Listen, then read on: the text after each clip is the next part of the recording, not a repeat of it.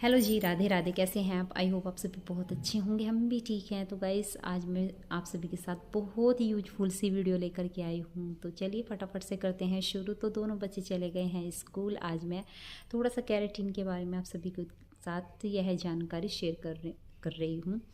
तो आज मैं कैरेटीन के बारे में आप सभी को बताने वाली हूँ। तो गाइस, मैं एक हाउसवाइफ के साथ साथ घर का पार्लर का काम है मेरा, घर पे ही। तो मैं पार्लर का काम भी करती हूँ। तो चलिए फटाफट से मैं बता देती हूँ कि कैरेटीन क्यों कराना चाहिए और कैरेटीन के क्या फ़ायदे होते हैं। तो गाइस, बहुत से बालों में ऐसा होता है कि हीना लगी होती है, ज़्यादा केमिकल वाली चीज़ें लगा लेते हैं, या हाईलाइटिंग वगैरह होता है ना, तो वो अप्लाई कर लेते हैं। तो उससे बाल बहुत ज़्यादा डैमेज हो जाते हैं, बहुत ही ज़्यादा बाल गंदे रूखे रूखे से, और बाल झड़ना शुरू हो जाते हैं। तो उससे जो केमिकल वाले बाल होते हैं उस पर कैरेटीन ज़रूर कराना चाहिए, क्योंकि बाल बहुत झड़ना शुरू हो जाते हैं। तो कैरेटीन कराने के तभी फ़ायदे होते हैं उस पर, मतलब इतना फ़ायदा होता है कैरेटीन कराने का। अगर आपके बाल बहुत ज़्यादा डैमेज हो जाते हैं तो कैरेटीन हमें ज़रूर कराना चाहिए उन बालों पे। तो कैरेटीन के फ़ायदे ही फ़ायदे हैं, नुकसान कोई भी नहीं है कि हाँ कहते हैं कि नुकसान होता है कैरेटीन कराने से, ऐसा कुछ भी नहीं है। कैरेटीन कराने से बहुत फ़ायदे होते हैं। कैरेटीन कराने से जो हमारे बालों को प्रोटीन होता है वो मिल जाता है, और बाल लंबे होते हैं, घने होते हैं, स्मूथ होते हैं, और एक बालों में जान आ जाती है। कहते हैं ना, रुके रुके से जाते हैं, उनको जान नहीं मिल पाती, तो वो जान मिल जाती है। खाने पीने से हमारे शरीर को मिलती है प्रोटीन, बालों में थोड़ी ना मिलती है। तो बालों में ज़रूर कराना चाहिए कैरेटीन। अच्छा, घर पे कैसा कर सकते हैं कैरेटीन, ये भी मैं बता देती हूँ। घर पे बालों को वॉश करना है, और नॉर्मल पानी से इसको वॉश करने के बाद आप कैरेटीन अप्लाई कर सकते हो। 20% आप हेयर को सुखा लीजिए, और फिर 20% के बाद सूखने के बाद हेयर को आप ना फिर कैरेटीन कर सकते हो। और कैरेटीन करने के बाद ना फिर आपको 20 या 40 मिनट के लिए आप इसको छोड़ दीजिए, और फिर नॉर्मल पानी से आप इसको वॉश कर लीजिए। ये कैरेटीन आप घर पर भी कर सकते हो, और पार्लर में भी इसी तरीके से यूज होता है, कि ऐसा नहीं है कि कुछ अलग से होता है, ऐसा कुछ नहीं है।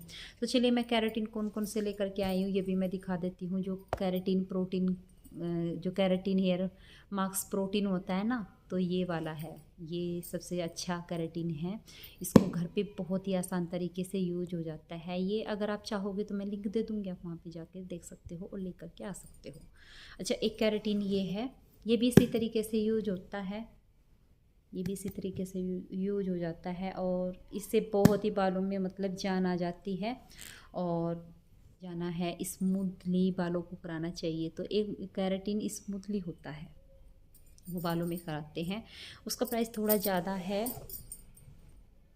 तो ये मुझे 4-4.5 हज़ार का पड़ा है गाइस, ये बहुत महंगा है। लेकिन कोई बात नहीं, अगर आप चाहोगे तो मैं लिंक दे दूँगी, आप वहाँ पे जाके परचेस कर सकते हो। तो ये कैरेटीन का करने का अलग तरीका है। हमें बालों को वॉश तो करना ही करना है, लेकिन वॉश करने के साथ साथ हमें अपने बालों को 100% ही सुखाने हैं। हाइड्रायर से सुखाने के बाद हमें बालों में क्रीम की एप्लीकेशन करनी है। तो उसको एप्लीकेशन करने के बाद हमें फिर अपने बालों को 30 से 40 मिनट के लिए छोड़ देना है। उसको कवर करके छोड़ देना है। कैप आते हैं ना, बालों वाली कैप आती है सर वाली, तो आप उसको छोड़ने के बाद आपको बालों को वॉश नहीं करना है। इस बात का ज़रूर ध्यान रखें, बालों को वॉश नहीं करना है। और आपको फिर हेयर ड्रेसेस को सुखाने के बाद बालों को प्रेसिंग करनी है। ये बात समझ में आ गई आपके? तो प्रेसिंग करने के बाद फिर हमें अपने बालों को ऐसे छोड़ देना है, उसको धोना नहीं है। 2 से 3 दिन बाद आप अपने क्लाइंट को कहें कि आपको वॉश करना है। वॉश करने के बाद आपको घर यहाँ पर आना है, करेंगे। तो इसी के साथ का शैम्पू भी आता है गाइस, जो मैंने कैरेटीन स्मूथ है, ये इसी के साथ का शैम्पू भी आता है। ये भी इसी के साथ मुझे 350 के करीब का पड़ा था, वो भी है मेरे पास।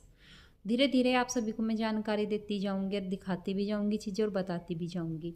तो ये ना मैंने जैसे कि हमें वॉश करने के बाद फिर अपने क्लाइंट को बोलना है कि आपने वॉश कर लिया है तो आपको आना है, तो फिर वो आएगा।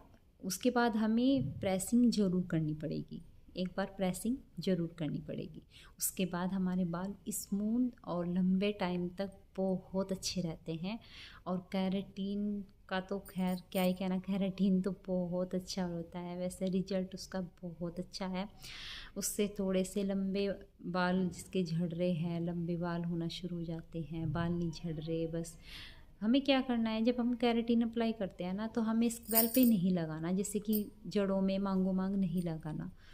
कहते हैं ना कि डैंड्रफ हो जाता है, लेकिन ऐसा नहीं है, डैंड्रफ तो नहीं होता। वो उसे कहते हैं कि डैंड्रफ भी होता है केराटिन कराने के बाद, नहीं। केराटिन हमारे बालों को बहुत ही अच्छा रिजल्ट है और बहुत ही अच्छा इसका फ़ायदा भी है। और केराटिन कराने के बाद ना हमारे बालों में जान आ जाती है, तो हमें ज़रूर केराटिन कराना चाहिए। तो अगर आप चाहोगे तो मैं खुद के बालों में भी करके आप सभी को एक साथ यह वीडियो ज़रूर शेयर करूँगी, करके दिखाऊँगी भी। तो केराटिन तो वैसे मार्केट में बहुत ज़्यादा आ रहे, बहुत अलग अलग तरीके के हैं, अलग अलग प्राइस के हैं। अगर आप अपने हिसाब से लेना चाहते हो तो वो आपकी चॉइस है भाई, आपको कितने प्राइस तक का चाहिए। लेकिन देखा जाए तो केराटिन बहुत हैं और मार्केट में बहुत अलग अलग तरीके के आ रहे। लेकिन मैं ये चाहती हूँ कि अगर आप केराटिन ख़रीदे तो थोड़ा सा अच्छी दुकान से ले, और मतलब डुप्लिकेट ना हो। आजकल मार्केट में डुप्लिकेट चीज़ें बहुत ज़्यादा आ रही, तो डुप्लिकेट ना ले, उस चीज़ से बचें। और अगर आप सभी को यह वीडियो अच्छी लगी हो तो आप प्लीज़ मेरे चैनल को सब्सक्राइब कीजिए, लाइक कीजिए। एंड आज के लिए इतना ही।